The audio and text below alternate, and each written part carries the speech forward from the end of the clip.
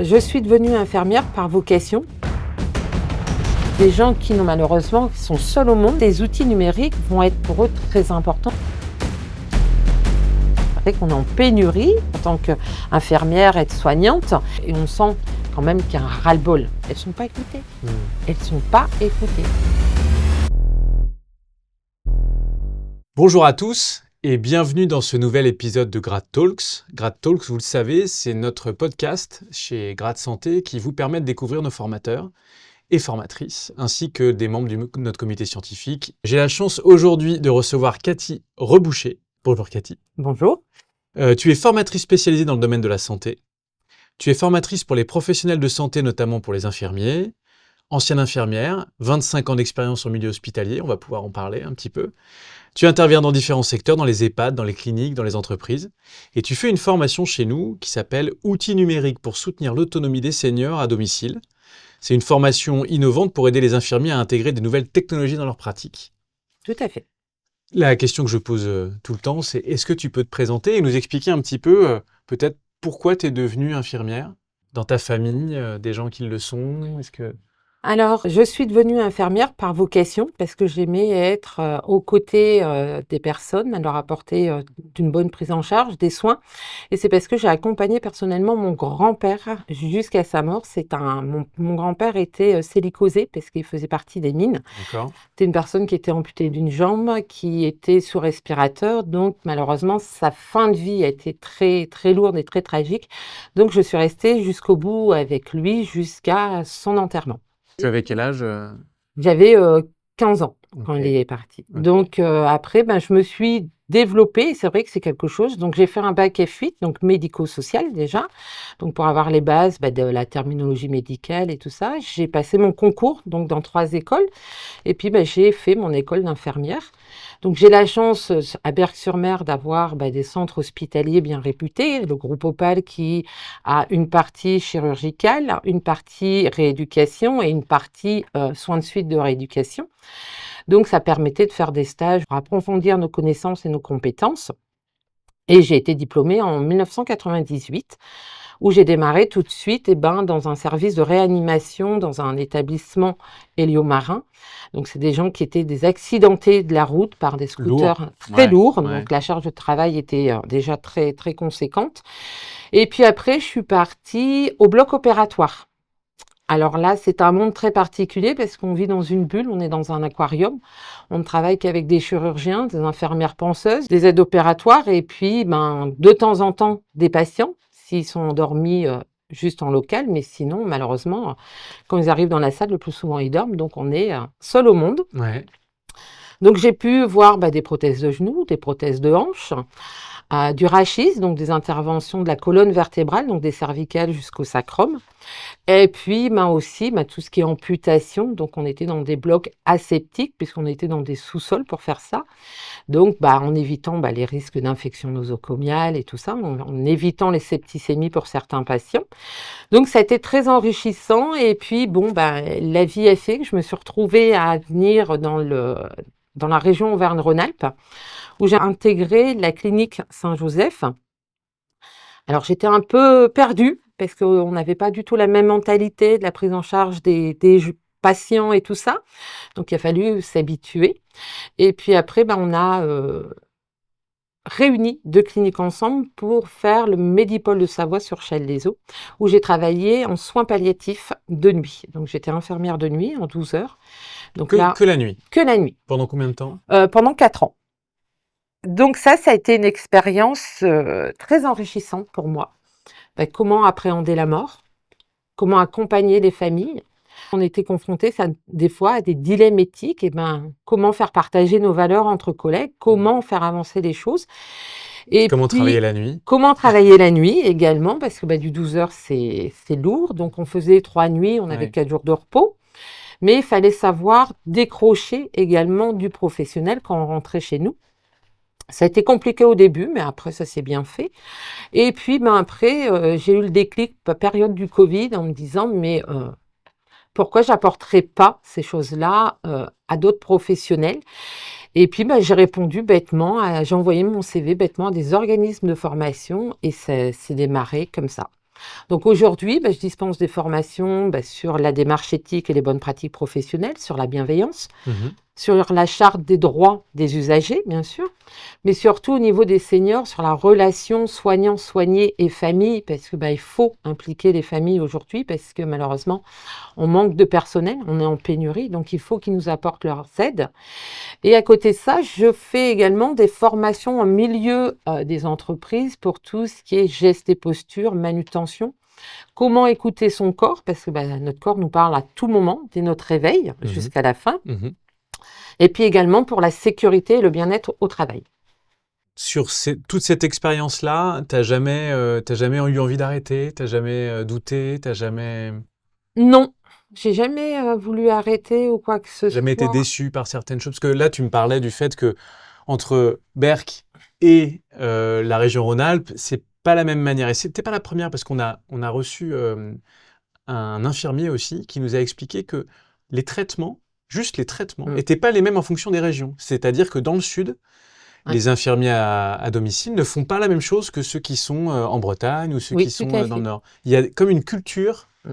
Oui, alors au niveau des infirmiers libéraux, c'est vrai que dans le côté nord de la France, dans les Hauts-de-France et tout ça, les infirmières libérales vont prendre beaucoup plus de soins de nursing et tout ça. Mais beaucoup moins par exemple, de chimio à domicile et tout ça, parce que, il y a des procédures, des protocoles vraiment bien, bien décrits qu'il faut vraiment tenir à la lettre. Par contre, en région Auvergne-Rhône-Alpes, les infirmières libérales vont prendre beaucoup moins de nursing, mais vont prendre beaucoup plus de soins techniques pour prendre vraiment dans la globalité leurs patients. Mhm. Donc c'est vrai déjà là, et même au niveau kiné, parce que je côtoie des kinés avec qui j'ai travaillé sur le Médipôle de Savoie, qui sont salariés l'après-midi au niveau du Médipôle et le matin font du libéral. Et c'est pareil, les actes de kiné, tout ça ne Ce sont pas les mêmes. sont pas les mêmes. La prise en charge n'est pas la même. C'est marrant, mais après, ça nous apporte justement des cultures différentes. Et j'ai la chance aujourd'hui, en tant que formatrice, de me déplacer dans toute la France. Et ça me permet de faire un peu des distinctions par rapport aux mentalités des soignants. Malheureusement, sur la prise en charge des soignants, on peut aller dans le nord, dans le sud et tout ça, et la prise en charge n'est pas la même. Incroyable. Alors qu'on pense que c'est Voilà. national. Voilà, on pense que c'est national, mais non. Après, ça dépend du manager, ça dépend de la cadre de santé qui vous encadre, ça dépend de la direction de l'établissement aussi. Si elle est vraiment dans la bientraitance, la bienveillance, on va mettre plein de choses en place. Je ne dis pas que dans d'autres établissements, ce n'est pas mis, loin de là, mais malheureusement, ils n'ont peut-être pas les mêmes moyens financiers, ils n'ont peut-être pas les mêmes moyens humains, donc ça bloque pour l'avancée de la prise en charge des personnes âgées ou des autres patients. Après, en milieu hospitalier, tout ce qui est chirurgie, tout ça, on a beaucoup développé l'ambulatoire, comme pour les prothèses de hanche, les prothèses de genoux. Donc c'est vrai qu'on prend beaucoup moins en charge le patient, on le prend juste à l'arrivée. Il reste une matinée ou il reste une après-midi, puis après, Il repart. voilà. Après, c'est plutôt la secrétaire médicale qui va avoir un rôle vraiment important, parce que c'est elle qui va suivre, qui va devoir appeler pour savoir s'il a des douleurs, comment est le pansement, va se mettre en lien avec l'infirmière libérale. Mais voilà, après, on s'arrête là. Qu'auparavant, il y a 15 ou 20 ans, la prothèse de hanche, la prothèse de genou, le patient restait avec nous 4-5 jours et sortait vraiment chez lui s'il avait déjà eu un développement avec le kiné, un développement de marche, s'il allait sortir avec une béquille, est-ce qu'il allait devoir sortir avec un déambulateur. Il y avait vraiment la globalité de la prise en charge qu'aujourd'hui, on va pas dire business, mais quelque part, l'ambulatoire, c'est plus je remplis de lits, mieux c'est. Mhm. Parce que y a une demande aussi accrue, donc il faut que les chirurgiens remplissent et garantissent aussi la prise en charge de leurs patients. Voilà. Et raconte-nous un petit peu aujourd'hui ton métier, c'est parce que tu parles de plein de régions, mais en fait, tu n'arrêtes pas de voyager, c'est ça? Partout, tu te balades partout en France? Tout à fait, je me balade partout C'est en quoi une France. semaine type? Cette semaine, par exemple. Alors, tu fais 2 jours avec nous, mais Oui, alors lundi, c'était Annecy. Mardi, c'était administratif et l'Ardèche. Donc, je suis arrivée mardi soir ici sur Suresnes pour être avec vous mercredi, jeudi. Et demain, je suis sur Rumilly. ok. La semaine prochaine, c'est Annemasse, Strasbourg. Mercredi, jeudi, vendredi, je suis sur l'île. Ok. C'est-à-dire que je bouge tout le temps. Alors, c'est pas obligatoire, les formateurs ou les formatrices sont pas obligés. Après, c'est un choix avec les organismes que vous travaillez. Bon, bah, je suis disponible. C'est vrai que bon, ma vie privée fait que, bah, voilà, j'ai plus d'enfants à charge, ils travaillent tous les deux, donc j'ai pas de contraintes personnelles, donc ça me permet de voyager, mais ça me permet aussi d'enrichir ma culture et enrichir aussi certaines de mes connaissances pour bah, les développer à certains professionnels de santé. Tu pratiques plus du tout. Plus du tout. D'accord. Et ça te manque pas? La relation avec les patients me manque un peu, mais je les retrouve, par exemple, en amont parce que, bah, des formations qu'on va dispenser pour certains organismes, on va échanger, on va faire des cadrages avec les soignants ou avec les cadres de santé. Donc, voilà, on a déjà le contact et puis, ben, dans certains établissements, le repas du midi est des fois pris avec, ben, les personnes âgées, les seniors. Donc ça permet d'avoir un contact et de se dire: «Ah bah, il y a un peu d'évolution» ou malheureusement, bah, non, malheureusement, j'ai l'impression d'avoir rétrogradé. Mmh. Donc voilà. Donc toi, tu pratiques toutes ces formations. Tu fais aussi une formation chez nous qui s'appelle Outils numériques pour soutenir l'autonomie des seniors à domicile. Oui. Est-ce que tu peux nous expliquer ce que tu abordes dans cette formation et les principaux objectifs de cette formation? Bah, dans cette formation, on va aborder tout ce qui est l'autonomie du senior et avec ses impacts, parce qu'on sait très bien qu'on veut favoriser le maintien à domicile, mais on sait très bien que ben, dans certaines maisons, malheureusement, la précarité existe encore. On sait très bien que ben, des gens n'ont pas encore de douche, n'ont pas de salle de bain collée à l'intérieur de leur maison, sont encore à l'extérieur. Il y a des gens qui, malheureusement, ne sont pas prêts non plus n'ont pas de téléphone portable, n'ont pas d'ordinateur, n'ont pas de télé également. Donc amener des outils numériques pour les prendre en charge, pour avoir un lien direct, puis favoriser également le lien social, et ben pour certains, ça va être compliqué. Donc c'est justement dans cette formation, on va développer les différents outils numériques qu'on va pouvoir amener dans un logement pour préserver leur autonomie, mais aussi garantir des innovations stratégiques et puis des défis technologiques pour les professionnels de santé, c'est-à-dire que on sait très bien qu'une infirmière libérale, elle peut pas rester H24 avec le patient. L'aidant qui va accompagner pour la toilette, pour le repas, tout ça, c'est pareil, elle a d'autres bénéficiaires. Donc, en fin de compte, ces outils numériques vont être aussi en lien pour aider les professionnels à toujours avoir un contact avec le patient. Et ce contact-là, ben, va pouvoir être distribué au niveau d'une équipe pluridisciplinaire qui va être le médecin libéral, qui va être l'ergo, qui va être le kiné, l'infirmière, les aidants, mais surtout les proches et la famille. Et puis ces outils numériques vont aussi stimuler par rapport aux troubles cognitifs. Donc on va avoir des différents processus, des exercices, des entraînements, mais qui vont pouvoir faire également avec leurs proches, avec leurs petits-enfants le mercredi après-midi. Et puis surtout, il faut qu'on favorise le lien social. Ouais. Ça, c'est prioritaire. Parce qu'on sait très bien que en EHPAD, ça devient compliqué, puisqu'on voit très bien par l'actualité que les EHPAD, malheureusement, ferment par moyens financiers. Donc, les personnes âgées vont devoir repartir à domicile. Le plus souvent, la famille, voilà, quand on a 40, 50 ans, la famille travaille, les petits-enfants sont à l'école. On ne peut pas s'occuper de papy-mamie. Donc, il va falloir mettre des choses en place. Donc, on va travailler avec les communautés, les acteurs sociaux, les aider dans leur démarche administrative. Donc, tous ces outils numériques sont vraiment une avancée pour la prise en charge à domicile. C'est marrant parce que tu parles de ces outils un peu comme pour aider le lien social, Oui, alors que quand même, on a plutôt tendance à dire que les outils numériques enlèvent le lien social. pas pour tout le monde. Alors, les gens, les personnes âgées qui ont l'habitude d'avoir des visites régulières, c'est sûr que ça va être beaucoup plus difficile à mettre en place des outils numériques. Par contre, des gens qui malheureusement, qui sont seuls au monde, n'ont pas de famille et tout ça, ces outils numériques vont être pour eux très importants parce qu'ils vont pouvoir communiquer. Ils vont pouvoir également échanger également sous forme de groupes, d'ateliers pour apprendre comment utiliser cette tablette, comment utiliser mon téléphone, comment utiliser, parce qu'on peut brancher cet outil sur une télé. Et puis, ils vont pouvoir se connecter pour parler avec d'autres personnes âgées en fonction de leur âge et tout ça, puis échanger. Ça, c'est important. Mais surtout, on va pouvoir les mettre à contribution en leur faisant travailler des exercices tout simples, un sudoku, un Scrabble, un mot croisé, échanger sur du crackbooking, sur échanger, si c'est des petites mamies, entre guillemets, échanger sur du crochet, du tricot. Donc, voilà, on va favoriser ce lien social. Mais les personnes âgées qui n'ont malheureusement pas tous ces outils et qui ne veulent pas, c'est vrai que ça va être vraiment très difficile à mettre en place. Ça, parce que ça a un coût également. Bien Les sûr. outils numériques ont un coût. Donc, déjà, on a certaines personnes âgées, malheureusement, ont Et déjà puis, il du faut mal avoir à l'envie d'apprendre. l'envie d'apprendre Ouais. aussi. Et puis, c'est malheureusement les professionnels de santé qui vont contribuer à ça, justement, à leur montrer les avantages, Les bienfaits. les bienfaits de ces outils numériques. Bon, on sait que malheureusement qu'il va y avoir des inconvénients aussi, parce qu'il y en a qui vont peut-être devenir, entre guillemets, addicts à la tablette ou à la Dans télé. Tu as pu voir ce genre de enfin, tu as pu entendre ce genre de cas? Oui, dans certaines situations, quand, par exemple, la personne âgée était vraiment seule, Ouais. on avait mis en place ça et puis, après, le fait de converser, elle ne s'arrêtait plus et puis, ça devenait vraiment lourd et puis, le problème, c'est que la personne âgée oubliait, de prendre ses médicaments Ouais, ou ces repas. oubliait ses repas. Mmh. Puis après, on est tombé dans une addiction, donc pour diminuer ça, ça a été compliqué.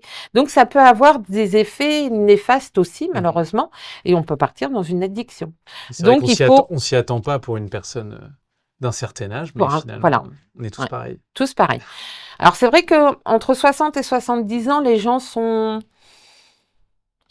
veulent apprendre. Par contre, après 75-80 ans, c'est beaucoup plus compliqué Mmh. parce que les gens n'ont pas connu, dans certaines maisons, je veux dire, il y a pas encore l'électricité, hein. Il y en a, Il y en a sont encore? il y en a qui sont sans électricité, sans eau, donc ils vont, tourner, pour remplir leur bassine d'eau. Et puis il y a aussi, les gens parce que, acheter une tablette ou acheter, Bien sûr. un téléphone, malheureusement, ils ont juste de quoi déjà pour se nourrir et c'est le minimum, donc ils vont pas aller dépenser de l'argent, Avoir une connexion voilà. internet, bien sûr. Alors il faudrait qu'on les aide financièrement, mais malheureusement, la société fait face au vieillissement de la population et c'est très compliqué parce que les moyens financiers, aujourd'hui, on les a pas. Mmh. On les a pas. Elle s'adresse aux infirmiers, ta formation, mais j'ai l'impression qu'elle touche aussi d'autres acteurs du soin? Oui, elles vont toucher, les médecins libéraux, elles vont toucher, les kinés, les ergots, les, acteurs sociaux également dans tout ce qui est les dossiers administratifs et tout ça parce que, ces personnes-là sont importantes aussi pour remplir pour les dossiers APA, pour, défaire exactement pour payer, par exemple, leurs aidants, les accompagnants, pour avec les chèques CESU. Donc il faut faire des déclarations, il faut demander et puis aussi, pour faire, surtout pour les infirmières libérales, pour être en connexion, complète avec, l'équipe pluriprofessionnelle ou pluridisciplinaire. Donc, si je comprends bien, ta formation, elle s'adresse aux infirmiers et infirmières qui, dans leur quotidien, ont plutôt une population senior Mmh. et qui voudraient avoir la possibilité de connaître des outils numériques pour pouvoir accompagner ces Tout personnes. à fait. On va leur apporter des innovations, stratégiques avec des défis technologiques où elles pourront être en lien, même si elles ont terminé le soin et elles y repasseront que demain ou 48 heures après, mais elles auront, par exemple, des outils numériques pour, elles verront les paramètres vitaux, la saturation. Si, par exemple, le patient est diabétique, elles auront une glycémie. Elles auront tous ces résultats en temps réel. Donc ça, c'est important parce qu'au moins, ça prouve qu'elles ont une prise en charge complète et globale de leurs patients. Et c'est facile, ça? Enfin, c'est des outils assez simples à mettre en œuvre? C'est simple à mettre en œuvre, Mmh. c'est très, très facile également puisqu'elles sont accompagnées, elles sont formées, pour utiliser ces outils numériques, mais c'est pareil, c'est un investissement de la part des professionnels de santé Mmh. qui, sur du long terme, ça coûte rien, mais c'est vrai que voilà, le prix du départ est Mmh. quand même, conséquent. J'aimerais bien que tu nous parles un peu plus de ton métier. De ce que je comprends, en fait, dis-moi si je me trompe, mais tu as pas eu un passage en libéral. Tu as été à l'hôpital, Oui, puis ensuite tu es devenue formatrice, oui. mais entre les 2, tu pas dans le modèle de, l'infirmière qui, se déplace de patient en patient. Tu Non, jamais voulu faire ça? non. Alors pourquoi? Parce que la charge de travail est très lourde. Ouais. C'est vrai que la charge est très lourde. La charge administrative aussi, si, voilà, si vous faites partie d'un cabinet, qu'elles sont plusieurs, voilà, c'est beaucoup mieux. Mais c'est vrai que le libéral et puis le problème, c'est qu'on doit répondre à certains contextes et c'est vrai que certains actes infirmiers qu'on peut faire en libéral, moi je les connaissais pas Mmh. puisque, j'ai fait du bloc opératoire. Donc le bloc, c'est l'incision, on va aider. On va refermer, on va faire la suture, mais voilà, après on a fini notre journée, on prépare pour le lendemain, mais on n'a aucun contact avec le patient. Tout ce qui est traumato et tout ça, le plus souvent, c'est des pansements, mais une fois toutes les 48 heures ou une fois tous les 3 jours. Ou alors après, pour les infirmières libérales, c'est la prise en charge globale au niveau de la toilette, l'aide à la douche, et tout ça. Donc J'ai pas Tu pas eu non, envie? Ah j'ai mais pas eu c'est envie. J'ai pas c'est pas quelque chose mais qui, par contre, toi, tu les rencontres au quotidien, ces infirmiers et ces infirmières. Tu Ça fait donc combien d'années maintenant que tu formes? 5 ans. 5 ans. En 5 ans, tu trouves qu'il y a une évolution? Enfin, comment tu les ressens? Comment tu ressens cette population? Très fatiguée et surtout pas écoutée, pas entendue non plus. C'est vrai que, malheureusement, on réduit de plus en plus, leurs tarifs par rapport aux actes, infirmiers qu'elles peuvent dispenser, à domicile. Sur la prise en charge également kilométrique parce que, bah, elles font beaucoup de kilomètres et puis, ben, voilà, c'est pas remis à la hausse non Mmh. plus, donc ça fait un peu comme les infirmiers, comme les personnels de santé qui travaillent en milieu hospitalier, voilà. On n'a pas d'augmentation de notre point, donc c'est vrai qu'à un moment donné, on a quand même un bac+3, on a quand même fait des études. Il y en a qui font des spécialités supplémentaires, donc c'est vrai qu'à un moment donné, on a besoin d'être entendu parce que, bah, aujourd'hui, le constat est bien présent. C'est vrai qu'on est en pénurie, on a du mal à recruter, on a du mal à remplir nos IFSI en tant qu'infirmière, aide-soignante parce que, ben, il y a plus cette âme, il y a plus cet amour pour la santé pour, ben, justement parfaire au niveau de nos patients. On entend pas mal de burn-out de ces professions-là. Ouais. Est-ce que toi, tu le vois aussi au quotidien? Tu sens qu'il y a des personnes qui sont border, qui sont limite? Fortement pendant les formations, oui, et quand on fait le tour de table et qu'on demande, bah, si est-ce que c'est une formation que vous avez choisie ou est-ce que c'est une formation qui vous a été imposée aussi? Parce que, ben, il faut remplir le quota pour faire déplacer une formatrice, hein, on sait que ça a un coût. Le personnel soignant qui vient pour la formation imposée, bon, déjà elle se met un peu en recul parce que, bah, elle l'avait pas demandé. Puis au fil du temps, quand elle se présente, bah, je leur demande. Aujourd'hui, voilà, quelle est votre éthique? Quelles sont les valeurs que vous pouvez partager au sein de la formation? Et vous voyez et on sent quand même qu'il y a un ras-le-bol. Il y a un ras-le-bol parce que, elles sont pas écoutées. Mmh. Elles sont pas Ça, écoutées. tu le ressens vraiment Ah oui, globalement? ouais, et puis elles ont plus le temps. Donc elles ont l'impression d'être, dans la bienveillance tout en étant un petit peu, à pas écouter leurs patients parce que, ben, elles ont pas le temps. Elles savent que, ben, il y a du monde derrière. Donc, bah, elles vont prendre un peu plus de temps avec monsieur X, mais elles vont prendre un peu moins de temps avec monsieur Y.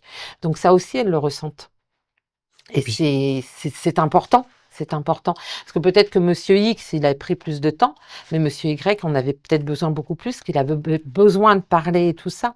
Et surtout au niveau des personnes âgées, c'est important. Parce que, bah, des personnes beaucoup plus jeunes, entre 30 et 50 ans, ils peuvent parler, échanger avec leur famille, avec des amis. Mais une personne âgée qui vit seule ou mmh. qui est seule dans un EHPAD et puis qui malheureusement n'a pas de famille, et ben, elle a besoin d'être écoutée et ça, on sent dans les établissements des EHPAD, des ESAT, même au niveau des polyhandicapés, hein, le personnel est vraiment en difficulté. Aujourd'hui, on le sent et dans les formations, on le sent bien.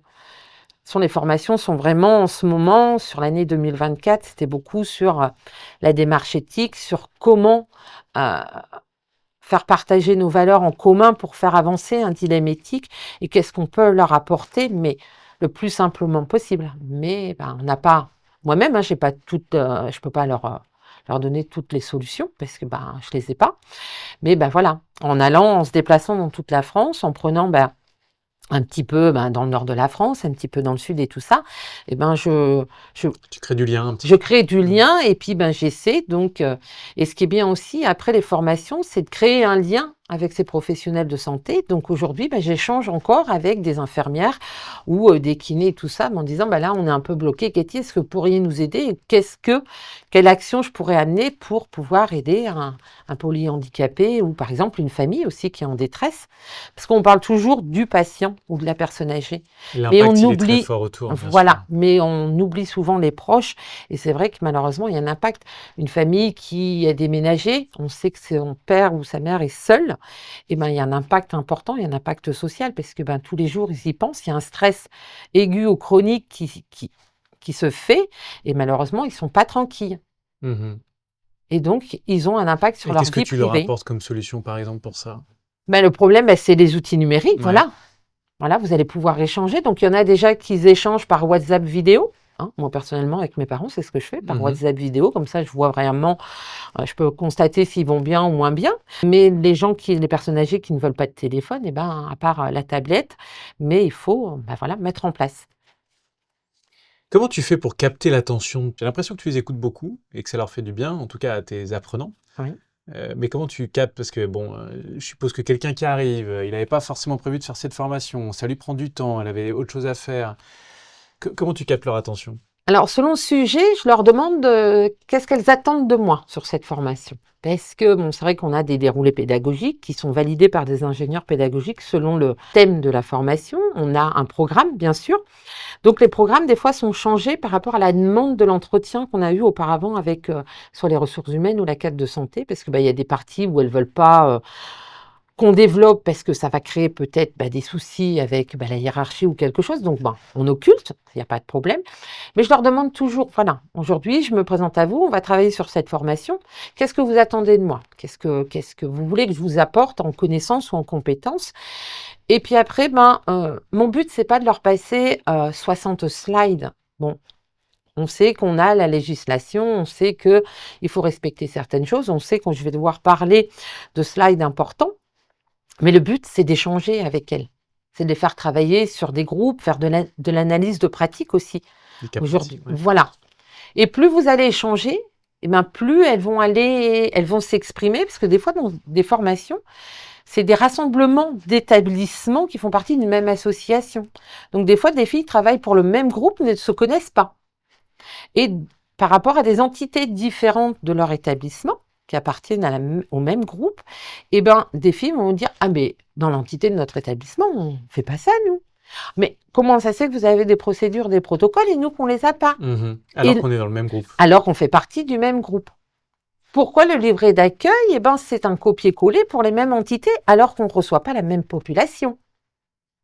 Pourquoi la charte de bien-traitance, c'est la même, alors que moi, j'ai des polyhandicapés, moi, j'ai des seniors, et moi, je suis dans la traumatologie. Donc, ça fait des débats, et à la fin de la formation, donc le plus souvent, c'est des formations qui durent sur 2 ou 3 jours, je leur demande qu'est-ce qu'elles en ont retenu de cette formation. Est-ce que je leur ai apporté des choses? Parce que des fois, on ne peut pas non plus, je ne fais pas de la science infuse, je ne peux pas leur donner non plus. Mais aussi, je leur demande si moi, je dois me remettre en question par rapport à ce que je leur ai apporté. Et en fonction, je corrige. Voilà. Comme ça, au moins, voilà, je sais que ce sujet-là, il faut que je l'aborde différemment parce que de la façon où je l'ai abordé, j'ai peut-être loupé 2-3 petites choses et ces petites choses, elles étaient vraiment importantes. Donc, en fin de compte, un formateur doit toujours se remettre à jour par rapport aux formations dispensées. En général, les infirmières sont formées plutôt sur le soin humain. Là, toi, tu parles d'outils numériques. Donc, évidemment, je pense qu'il y a un besoin. Est-ce que tu trouves que c'est bien accepté? Parce que, encore une fois, la relation entre absence de lien et outils numériques, c'est quand même souvent le cas. Et tu l'as exprimé dès le départ. Dès le départ, tu as dit, moi, je suis devenue infirmière parce que je voulais rencontrer les gens, les aider, etc. Et là, d'un coup, je vais mettre une machine, je ne vais plus les rencontrer. Est-ce que tu sens une certaine réticence de leur part? Dans certains professionnels de santé pensent que c'est pas la bonne solution parce que eux pensent que il faut plus d'infirmiers, voilà, plus de il faut médecins, plus d'infirmiers, il faut plus de kinés et tout ça. Donc pour eux, pardon, ça va être une coupure. Pour d'autres, c'est bien parce que si elles n'ont pas le temps de repasser ou si elles n'ont pas le temps de faire un acte ou si, par exemple, le patient est en train de décliner, elles auront les informations tout de suite, donc elles vont pouvoir agir de suite, donc prévenir les pompiers pour une hospitalisation, prendre les choses en main, même si elles ne sont pas présentes avec le patient. Alors, franchement, j'ai pas assez de recul, j'ai pas assez de pourcentage pour répondre à cette question. En Auvergne-Rhône-Alpes, c'est déjà mis en place. Par contre, dans les autres départements, j'ai pas assez de recul par rapport aux infirmiers libéraux, tout ça, pour vous répondre sincèrement sur la question. Mais il y en a qui sont pour, il y en a qui sont contre. Et je pense qu'aujourd'hui, quand même, par rapport aux articles qu'on peut lire, par rapport à certaines informations qu'on peut avoir, je pense que c'est 50-50. Aujourd'hui, on est à 50-50. L'ancienne génération, je ne sais pas si l'ancienne génération, comme moi, entre 50 et 60 ans, a envie de ça. Parce que on a le contact humain, on a besoin de passer, on a besoin d'entendre son patient, que la nouvelle génération qui rentre là, qui est beaucoup plus, voilà, qui va travailler déjà aussi avec l'intelligence artificielle. Mmh. Faut pas qu'on oublie ça non plus, qui va nous apporter, qui va nous aider. Donc elle est vraiment déjà dedans. Donc Mais pour est-ce eux, que tu les sens plus détachés, oui, oui, globalement? oui. Qu'est-ce que tu mets derrière, plus détaché? Mais c'est-à-dire que c'est pas la même prise en charge au niveau du patient. C'est-à-dire qu'elles vont être plus cadrées. Voilà, OK. j'ai ça à faire, j'ai ça à faire, j'ai ça à faire. Voilà. Que nous, l'ancienne génération, on sait ce qu'on a à faire, mais même si on a perdu du temps, c'est pas grave parce qu'on sait que c'est la continuité des soins. Donc on sait que, certes, on va pas laisser plus de travail à sa collègue, c'est pas le but, mais il faut qu'on prenne le temps de les écouter. Que la nouvelle génération, c'est plus technicité, je suis plus dedans, à fond. Alors, certaines infirmières libérales qui viennent de s'installer, par contre, n'y sont pas. Elles sont vraiment dans la vocation. Oui, non, mais bien sûr, non, mais c'est juste une histoire de ressenti. Mais est-ce que tu crois que c'est parce qu'ils se protègent d'un surinvestissement et justement de pas rentrer, dans un burn-out trop vite ou enfin voilà? Ou est-ce que tu crois que c'est juste, c'est conjoncturel, c'est comme ça? Je pense que c'est conjoncturel. Mmh. C'est comme ça. Je pense que le programme des infirmières, moi, ça a été sur 37 mois et demi. Aujourd'hui, c'est sur 3 ans. Elles ont des stages de 10 semaines. Comme il manque du monde en milieu hospitalier, c'est vrai que, oui, elles sont présentes, mais il y a des fois, on n'a pas le temps de s'occuper d'elles. Donc, elles ont moins d'apprentissage que nous, parce que nous, on avait un tuteur, on était suivis, on Ce qui apprenait est moins le beaucoup. cas aujourd'hui, c'est ça? Aujourd'hui, c'est moins le cas. Mmh. Et c'est pour ça aussi qu'on a beaucoup plus de mal à remplir les IFSI pour justement ça. Donc, ce qui serait bien, ce serait de promouvoir justement la santé en leur apportant les effets bénéfiques. Qu'est-ce qu'on peut apporter à nos patients? Qu'est-ce qu'on peut apporter à notre population? Et puis, on sait très bien de toute façon qu'il y a des inconvénients. On sait que malheureusement, on finit pas toujours à l'heure. On sait qu'il peut y avoir des répercussions au niveau de la vie personnelle. Mais voilà, il faut vraiment que ce soit une vocation, il faut vraiment que ce soit vouloir, le vouloir et puis approfondir aussi. C'est-à-dire que oui, je suis infirmière, oui, je suis diplômée, mais au fil du temps, il faut quand même se former en plus. Ça, c'est important. Plus vous vous formez, plus vous allez avoir de connaissances et de compétences et plus vous allez pouvoir apporter également auprès de vos patients. Dans ta vie, personnelle, parce que j'y pense quand tu travaillais la nuit, par exemple, c'est difficile, c'est des périodes de 12 heures, donc tu disais 3 Oui. périodes de 12 heures et 4 jours de repos. Comment tu faisais personnellement? Parce qu'il y en a pour qui c'est positif, mais est-ce que toi, tu l'as subi? Est-ce que ça a toujours été bien? Non, c'était un choix. C'était un choix personnel pour, pouvoir m'occuper de mes 2 enfants qui étaient, au collège et lycée. Donc, non, non, pour moi, ça a été et puis, j'ai mon mari qui commençait très tôt le matin et qui avait des heures un peu, coupées puisque, il était dans le nettoyage, dans l'entretien, donc des entreprises et tout, donc c'est très tôt le matin. Il avait une coupure et il reprenait en fin d'après-midi et Ouais. tard le soir. Donc en fin de compte, ça me permettait, le matin de pouvoir aller déposer mes enfants à l'école, de pouvoir déjeuner avec eux et tout ça.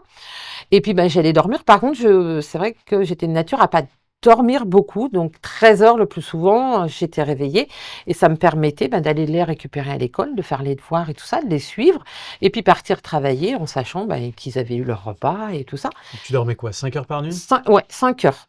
Mais après, on savait qu'on récupérait. Puis, dans des services où c'est fort animé, parce que les soins palliatifs, voilà, vous allez apporter énormément de confort. Donc, Mmh. voilà, en fait, auprès du patient, ça va être des Ouais, massages, très sollicité. très sollicités. Bon, malheureusement, il y a des nuits où vous êtes sollicité encore plus, parce que malheureusement, on va constater un décès. Donc, il faut prévenir les familles, il faut qu'on appelle le médecin, il faut qu'on fasse le constat du décès. Donc, il y a beaucoup de démarches. Donc, on va délaisser les autres patients pour, rendre le mieux possible, malheureusement, le défunt à la famille.